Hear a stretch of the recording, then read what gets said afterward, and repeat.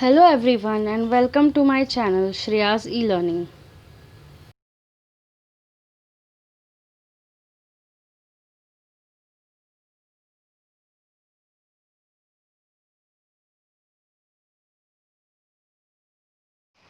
In this video we will cover following topics.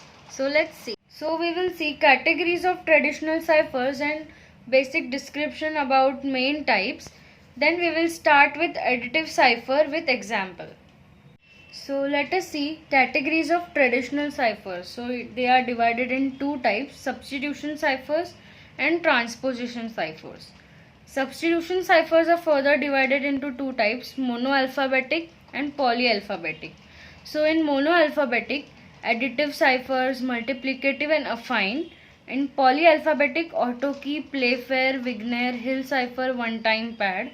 And transposition cipher, keyless, keyed and double transposition. So we will see these one by one. Let us start with substitution ciphers. So a substitution cipher replaces one symbol with another.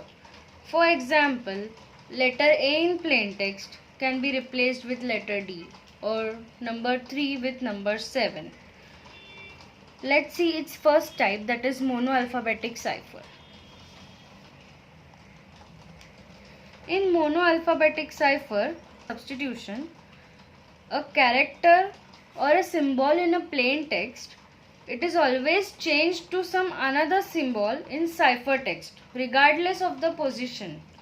So example, if the algorithm says letter A in plain text is changed to letter D, so every letter A in the plain text changes to letter D in ciphertext. So here relationship between letters in plain text and ciphertext is 1:1. Let's see polyalphabetic ciphers. So in polyalphabetic, each occurrence of a character may or may have a different substitute. That is, for example, A in plain text at the beginning will be replaced as D, and A in the plain text at middle can be replaced as N. So anyway the algorithm says. So here the relationship between a character in the plain text to a character in ciphertext is one-to-many. So here they have the advantage of hiding the letter frequency of the language used. Now here is transposition ciphers. So a transposition cipher does not substitute one symbol for another. So here one symbol is not replaced with another. Instead, it changes the location of the symbols, that is reordering. So example, the symbol in the first position of the plain text may appear in the 10th position of the ciphertext. So now let us see additive ciphers. So here in additive ciphers, we assume that a plain text has the lower case characters, that is A to Z, small characters, and ciphertext consists of uppercase letters, that is capital A to Z, and we assign the numerical values to each letter. So let's see here. So here plain text values are small alphabets A to Z, and ciphertext is capital A to Z, and value is assigned from 0 to 25 to each letter. So in encryption and decryption we will use these values. So first let us see how additive cipher works. So first remember, additive cipher works in set Zn, and also here N is, we are taking from the letters A to Z. So here are 26 letters. So it works in set Z26 always. So let's see. Here Alice is the sender, Bob is the receiver. So Alice takes the plain text. For encryption, that is to get ciphertext, Alice adds the plain text with the key K and then performs mod 26 operation. Then the ciphertext is transmitted and Bob uses the same key for decryption. We get the plain text by subtracting the key K and performing mod 26, and then Bob gets the plain text. So with the help of example, we will see how additive cipher works. So here let us take one example.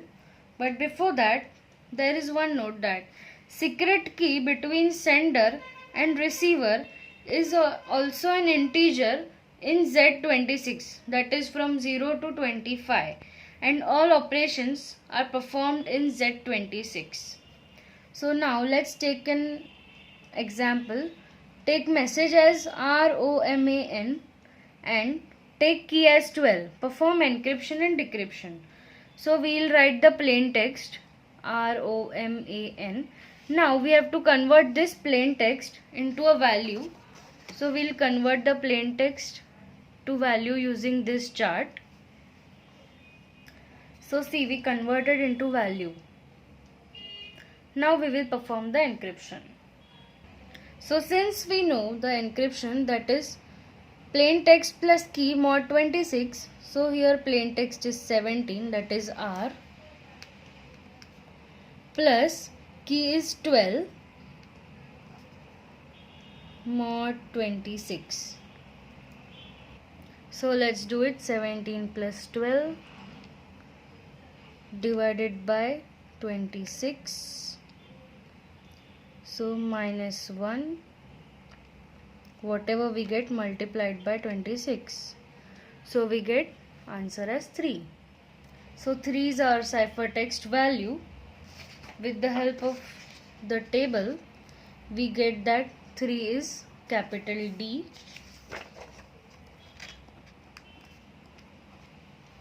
So in this way, we'll perform the other operations.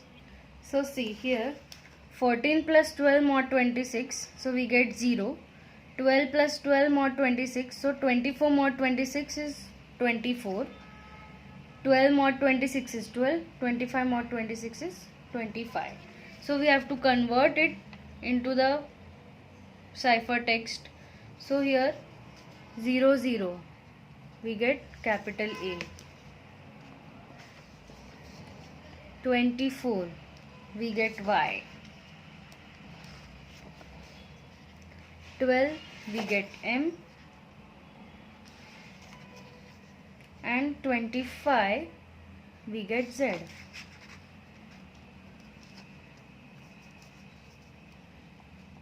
So ciphertext is DAYMZ.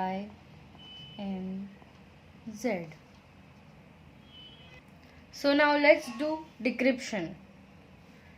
So here we got the ciphertext as DAYMZ, and we have to convert this into value.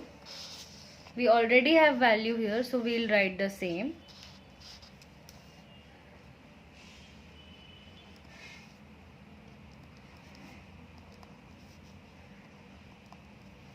Now we will perform decryption. So we know that we get plain text after C minus K mod 26. So here ciphertext is 03 minus, we know that key was 12 mod 26. So let's do it. 03 minus 12, we get minus 9. So as I have earlier told you how to perform the mod operation. So for operation with the negative sign, we also can add the end term with the answer till we get the positive number. So this is also a way to solve it. So we can do minus 9 plus 26. So we get 17. Let's check what is 17. It is small r. Similarly, we will do for the next. So again we do 0 minus 12. So that is minus 12 mod 26. So minus 12 plus 26, we get 14. 24 minus 12.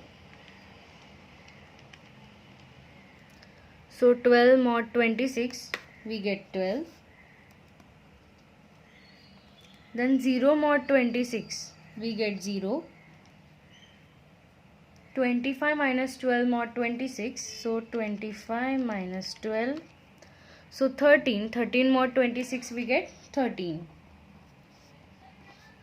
Now we will convert these into values. So 14 is O. 12, so 12 is M.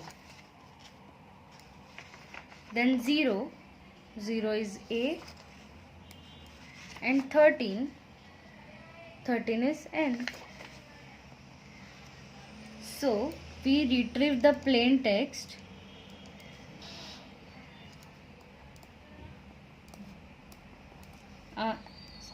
ROMAN. So whatever we encrypted, we decrypted using additive cipher. And here is your try by yourself sum. So using additive cipher with key 15, encrypt the message hello you and decrypt the message. And answer to this we will see in my next video. Also, in the next video we will see brute force attack to break the additive cipher. So we will see an example. Hope you liked my video. Do like, share and subscribe my video. And click the bell icon for more updates. And comment below your doubts and suggestions. Thank you.